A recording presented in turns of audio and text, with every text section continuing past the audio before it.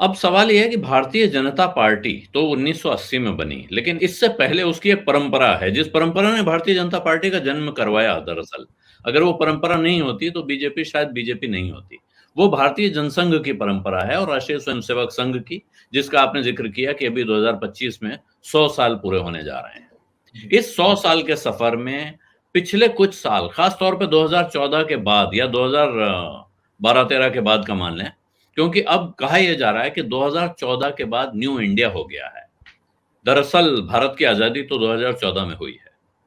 यहाँ तक कहा जा रहा है कि 2014 के पहले कुछ भी नहीं था, अब जो कुछ है, अब है। तो क्या भारतीय जनता पार्टी भी 2014 के बाद है और उससे पहले जो थी, उसे निरर्थक माना जाता है?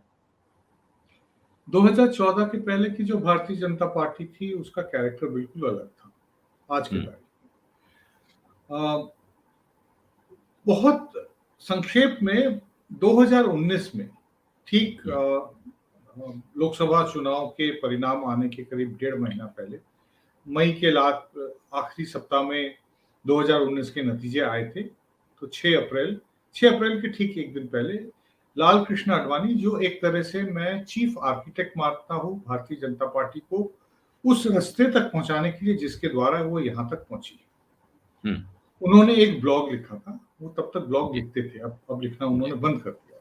हुँ, तो उसमें उन्होंने भारतीय जनता पार्टी के बारे में कई सारे डेफिशिएंसीज और वीकनेसेस के बारे में इशारा किया था और जी, डायरेक्टली कहा। मोटे तौर पे ये था कि इंटरनल डेमोक्रेसी खत्म हो गई है। हुँ, पहले भारतीय जनता पार्टी प्रायोरिटाइज करती थी, पहले नेशन, फिर पार्टी और हुँ, लास्ट में इंडिविजुअल। हुँ, उन्होंने कहा 2019 में कि अब ये रिवर्स हो गया है। हुँ, पहले इंडिविजुअल, फिर पार्टी और आखिर में नेशन। हुँ, तो ये एक बहुत मेजर चेंज है। आप किसी भी पीआईबी के हैंडआउट्स उठा के देख लीजिए, तो हुँ, मुझे पुराने दिनों के याद आते हैं। मैंने लिखा भी है इसको। हुँ, दूरदर्शन के न्यूज़ बुलेटिन और ऑल इंडिया रेडियो के बुलेटिन, टेलीविज़न न्यूज़ आने के पहले। हुँ, खबर शुरू होती थी प्रधानमंत्री श्री या प्रधानमंत्री श्रीमती और हुँ, खत्म भी होती थी उसी से। हुँ, वही चीज़ आज प्रधानमंत्री नरेंद्र मोदी के एबल लीडरशिप में भारत की सरकार ने हुँ, हुँ, ये फैसला लिया है और उसके बाद हुँ, चलता रहता है। और हमको ये यकीन है कि प्रधानमंत्री नरेंद्र मोदी के आने वाले गाइडेंस में हम लोग और तरक्की और डेवलपमेंट और विकास की तरफ हम लोग ज़्यादा जल्दी जाएंगे। हुँ, तो ये एक तरह से इंडिविजुअल हो गया है।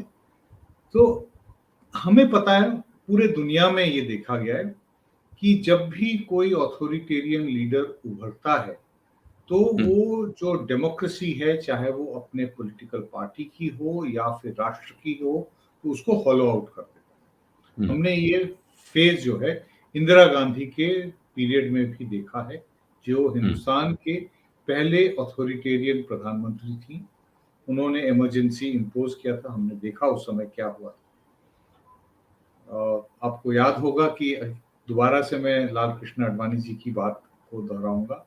जब हुँ, 2015 में जब इमरजेंसी की जो एनिवर्सरी आने वाली थी, तो कई अखबारों ने स्पेशल कवरेजेस किए, क्योंकि भारतीय जनता पार्टी यहाँ तक पहुंची है, इंदिरा गांधी द्वारा लगाई हुई इमरजेंसी का कंडेम लगातार करते आई है। तो हुँ, वो एक बहुत मेजर कारण था। तो आडवाणी जी को बहुत लोगों ने इंटरव्यू किया था, हमारे जानने वाले भी कई लोगों ने किया था। उस समय मैं नहीं गया था उनके पास मिलने के लिए। हुँ, तो उन्होंने कहा था कि इमरजेंसी को दोबारा उस नाम से लागू करने की आवश्यकता नहीं है। हुँ, इमरजेंसी आप चाहें तो आप कैसे भी बगैर बोले भी कर सकते हैं। हुँ, बहुत लोगों का मानना है कि हिंदुस्तान एक तरह से ऑथोरिटेरियन डेमोक्रेसी की तरफ स्लिप कर गई है। नाम हुँ, से हम लोग डेमोक्रेसी है, लेकिन हमारे प्रैक्टिसेस में बहुत हद तक डेमोक्रेसी कॉम्प्रोमाइज हुई है। हमारे जो इंस्टीट्यूशंस हैं, जो ऑटोनोमस बॉडीज हैं, चाहे जुडिशरी हो, चाहे इलेक्शन कमीशन हो, उसकी क्रेडिबिलिटी बहुत इरोड हुई है पिछले 8 सालों में। 1 महीने के अंदर 8 साल पूरे हो जाएंगे मोदी जी के प्रधानमंत्री बने। तो हमको मेजर एक डिक्लाइन दिखता है। तो ग्रोथ के साथ, पावर कंसोलिडेशन के साथ राष्ट्र के डेमोक्रेटिक स्पिरिट और जनता की सोच में मूल परिवर्तन आया है, जो मुझे लगता है आगे चल के विकास के पद पे हर्डल्स पोज करेंगे, क्योंकि इलेक्टोरल मेजॉरिटी तो मिल सकती है, लेकिन हमेशा अगर सोशल स्ट्राइफ रहे, क्योंकि ये बात तो क्लियर है कि आप देखिए, उधर देखिए हिजाब को लेके कंट्रोवर्सी हो रही है, यहाँ देखिए तो हलाल मीट को लेके हो रही है। आज का सुबह का किसी अखबार को या टेलीविजन अजान को खोल के लेकर देखिए कि ये हल्दीराम ने उर्दू में क्यों लिखा। भाई अपने बटुए में नोट को तो देखो, उसमें भी उर्दू है, तो क्यों आप नोट का इस्तेमाल करते हो? क्यों जाके भारत सरकार को अपने सारे पैसे क्यों नहीं वापस कर देते? लेकिन हम लोगों ने एक तरह से अपने दिमाग से लॉजिक निकाल दिया है, क्योंकि हमारे अंदर कुछ और बैठ गया है, कोई और मंत्र बैठ गया है।